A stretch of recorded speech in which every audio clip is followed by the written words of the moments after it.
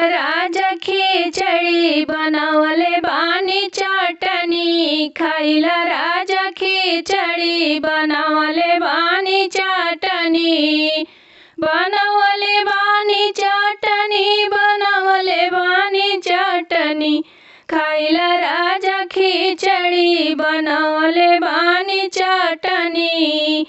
पूड़ी जानी मांगा हमसे आटा ना सनाई, पूड़ी जानी मांगा हमसे आटा ना सनाई।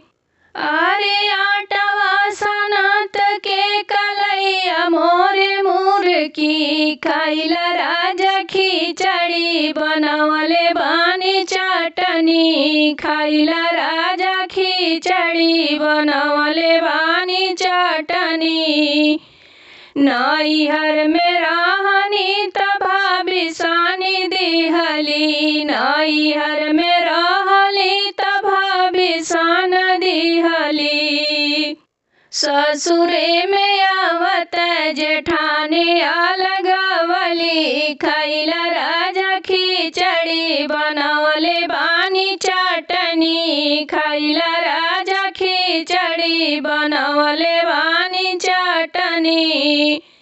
नैहर में रहनी त मम्मी सानी दिहली, नैहर में रहनी त मम्मी सानी दिहली।